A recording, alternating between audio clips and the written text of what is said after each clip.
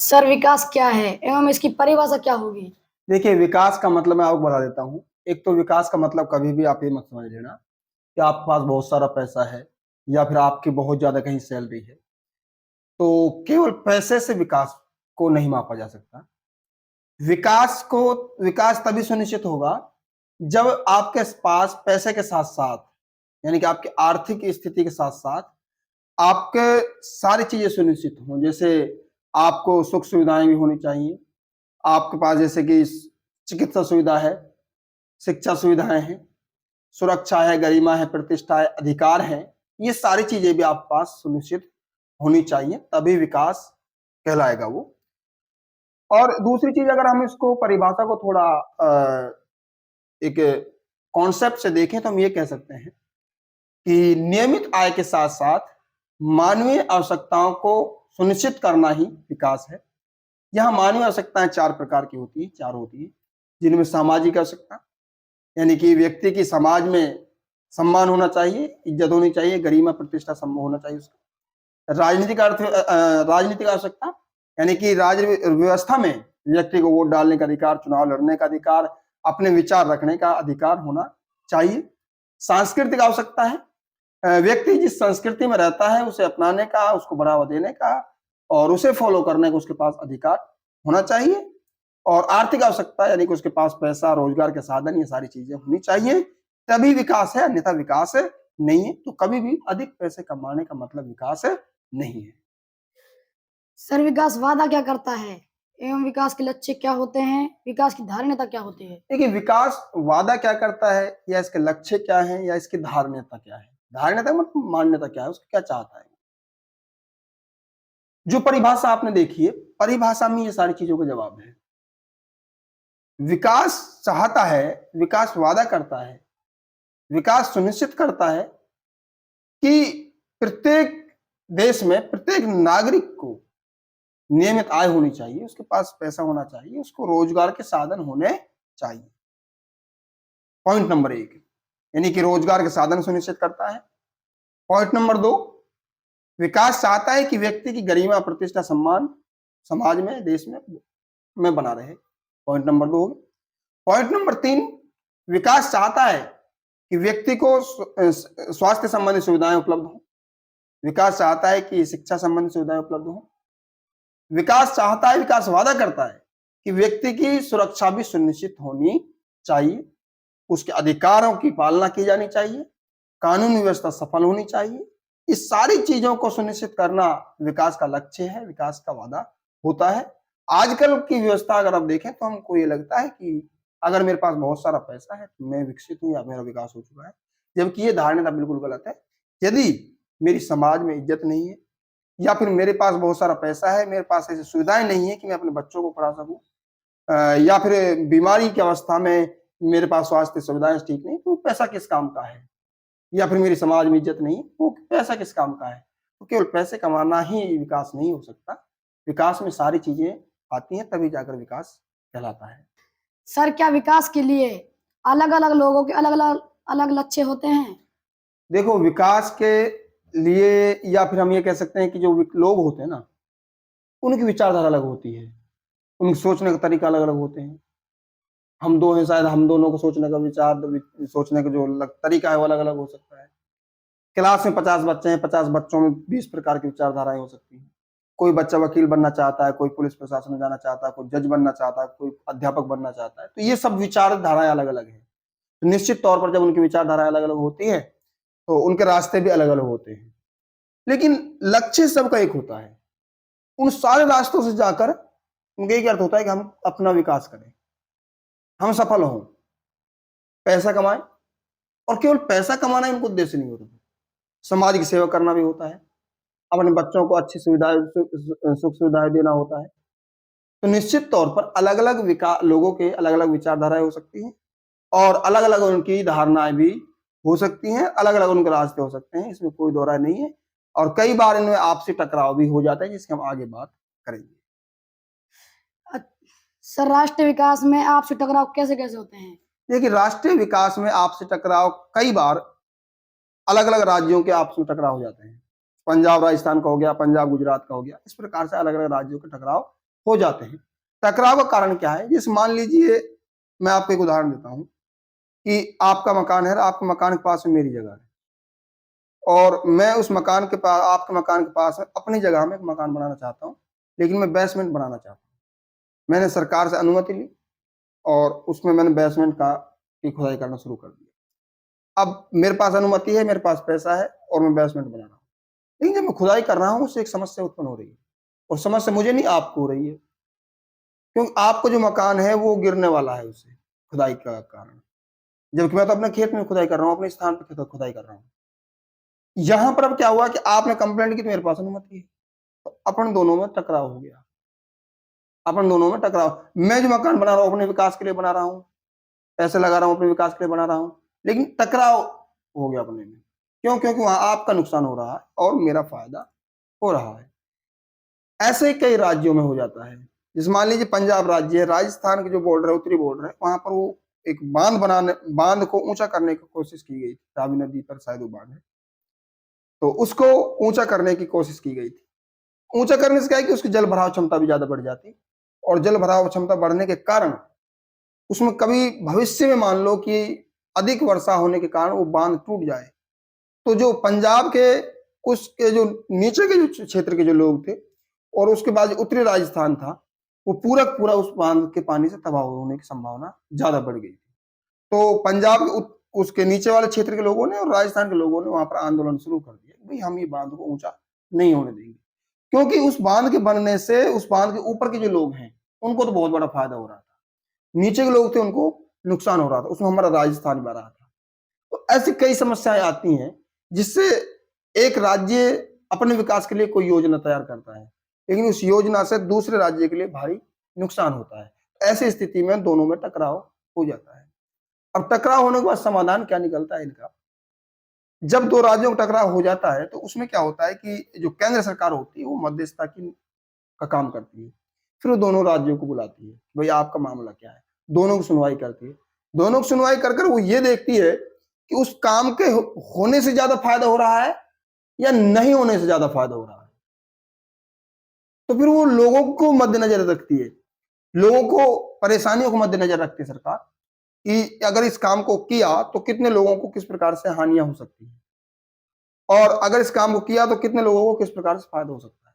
तो वहां पर वो तुलनात्मक अध्ययन कर सरकार उसका निर्णय लेती है। और विकास ये भी कहता है कि कार्य दो प्रकार के होते हैं, सकारात्मक कार्य, एक नकारात्मक कार्य। तो हमेशा विकास जो होगा वो निर्णय देगा जो सकारात्मक कार्य के पक्ष में देगा, नकारात्मक कार्य के पक्ष में नहीं देगा। इस मान लीजिए एक विद्यालय चल रहा है, विद्यालय अपनी जगह में चल रहा है, अपनी बिल्डिंग में चल रहा है, और विद्यालय के पास एक और विद्यालय खुल गया, लेकिन वो संगीत विद्यालय है जिसमें गाने वगैरह सिखाए जाते हैं। अब क्योंकि संगीत विद्यालय है तो उसमें वॉइस होती है, आवाज होती है। ऐसी स्थिति में दोनों विद्यालयों में टकराव हो गया, एक विद्यालय में सामान्य पढ़ाई होती है, एक विद्यालय संगीत सिखाया जाता है। दोनों विद्यालयों में टकराव हो गया, दोनों राजस्थान सरकार या भारत सरकार से मान्यता प्राप्त है। अब सरकार किसको बोले तू बंद कर, तो यहाँ दोनों में जब टकराव हो गया तो दोनों का मामला गया कोर्ट में, या सरकारों के पास गया, तो कोर्ट में वहां पर यही देखा जाता है कि सकारात्मक क्या है और नकारात्मक क्या है।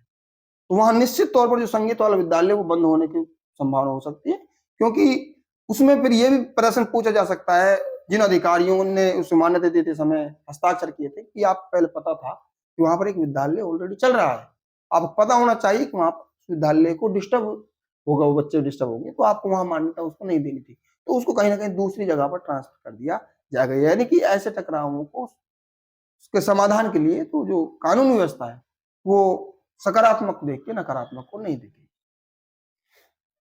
सर, विभिन्न देशों या राज्यों का तुलनात्मक अध्ययन करने का आधार क्या है? देखिए, इसका मतलब ये है कि मान लो आप भारत और पाकिस्तान के मध्य अध्ययन करना चाहते हो कि भारत ज्यादा विकसित है या पाकिस्तान ज्यादा विकसित है, या फिर अमेरिका और भारत के मध्य आप अध्ययन करना चाहते हो, यानी कि दो या दो से अधिक देशों के मध्य तुलनात्मक अध्ययन कैसे किया जाता है, हम ये कैसे कह सकते हैं कि भाई भारत अमीर है या फिर अमेरिका अमीर है या फिर ब्रिटेन अमीर है, तो वो ये कहना चाहता है, तो इसके लिए कुछ आधार होते हैं। जैसे विश्व बैंक की एक विश्व विकास रिपोर्ट है, प्रस्तुत करती है, विश्व बैंक करती है, विश्व विकास रिपोर्ट प्रस्तुत करती है। इस विश्व विकास रिपोर्ट के अनुसार देशों को 3 श्रेणियों में रखा गया है, यानी 3 भागों में रखा गया है। एक तो ऐसे देश जो बहुत ज्यादा अमीर हैं, एक ऐसे देश जो बहुत ज्यादा गरीब हैं, और एक ऐसे देश जो मध्यम में आते हैं। तो इसने एक रिपोर्ट प्रस्तुत की थी, विश्व विकास रिपोर्ट 2016 प्रस्तुत की थी, और उस रिपोर्ट के अनुसार यह माना गया था कि जिस देश की प्रति व्यक्ति आय प्रति वर्ष, इस चीज को पॉइंट याद रखना, कि जिस देश की प्रति व्यक्ति आय प्रति वर्ष 1005 यूएस डॉलर है, कितनी है? 1005 यूएस डॉलर है, वो देश गरीब है। वो देश क्या है? गरीब। दूसरी, जिस देश की प्रति व्यक्ति आय प्रति वर्ष रिपोर्ट 2016 के अनुसार 12,236 यूएस डॉलर है, कितनी है? 12,236 यूएस डॉलर है, तो वो देश अमीर है। तीसरा, मध्यम, जिन देशों की प्रति व्यक्ति आय प्रति वर्ष रिपोर्ट 2016 के अनुसार 1005 यूएस डॉलर से ज्यादा और 12,236 यूएस डॉलर से कम है, यानी कि दोनों के बीच में आती है, वो देश मध्यम में आते हैं।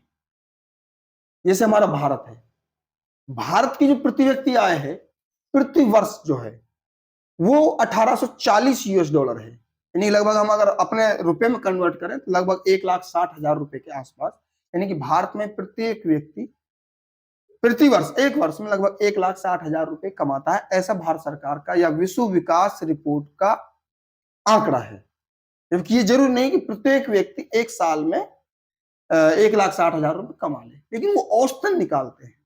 एक तो ये चीज हो गई विभिन्न देशों के तुलनात्मक अध्ययन करने के लिए कि भाई जो विश्व बैंक की विश्व विकास रिपोर्ट है उसके आधार पर भारत मध्यम में आता है, और कुछ देश जो है बहुत ज्यादा अमीरी में आते हैं, कुछ देश गरीबी में आते हैं।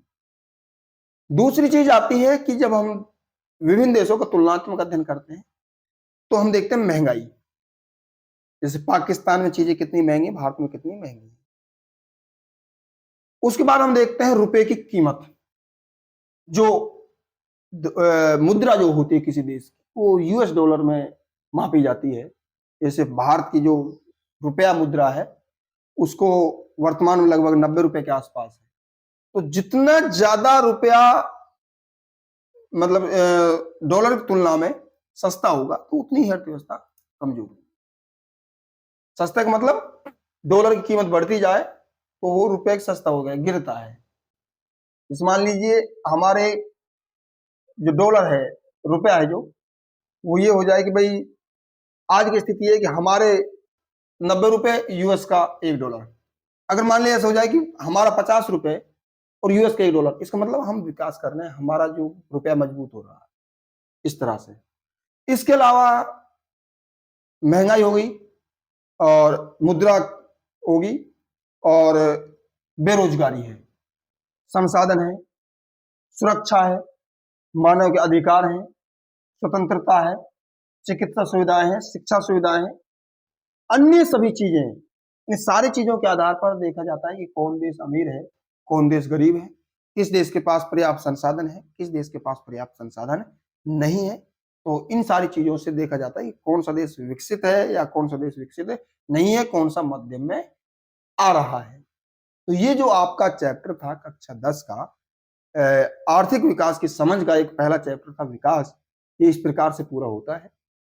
और इस चैप्टर को या इस वीडियो को कौन कौन बच्चे देख सकते हैं, ये भी एक बड़ा प्रश्न है कि आखिर इसको कौन कौन बच्चे देख सकते हैं। तो मेरा मानना यह है कि आजकल हमारी जो पढ़ाई की जो स्थिति ये हो गई है कि हमें शब्दों का ज्ञान नहीं होता। हम रट्टू तोता बन चुके हैं, हम किताबों को रट रहे हैं, और किताबें रटने से काम नहीं चलेगा जब तक हमारे पास शब्दों का खेल नहीं है। जैसा आपने भी ये विकास समझा है तो विकास आपको समझ में आ गया होगा, तो आप इससे बहुत ज्यादा, ये मैंने आप बहुत शॉर्ट तरीके से बताने की कोशिश की है, एक चैप्टर को पूरा कवर किया है। तो इसके अलावा आप इसी विकास के आधार पर यदि इसी से लेकर यूपीएससी मेंस में भी कोई प्रश्न आपसे आता है विकास के संबंध में, तो निश्चित तौर पर आप विकास के संबंध में आप वहां पर बहुत कुछ लिख सकते हैं।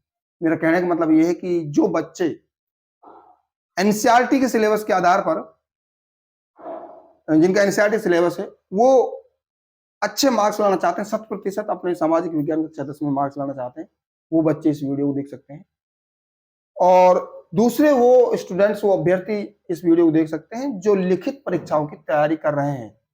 लिखित परीक्षाओं की, जैसे चाहे यूपीएससी हो, चाहे वो आरपीएससी हो, या फिर कोई और आयोग हो, उसकी जो तैयारी कर रहे हैं वो भी इस वीडियो को देख सकते हैं।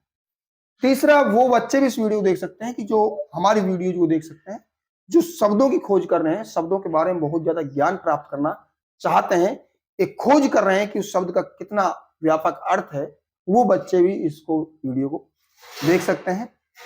और दूसरी चीज यह है कि आज हमारा जो पढ़ाने का जो तरीका है वो इस प्रकार से आप जो देख रहे हैं व्यूअर, बच्चे जो देख रहे हैं वो ये है। इसका कारण कहीं ना कहीं हमारे संसाधनों की कमी है,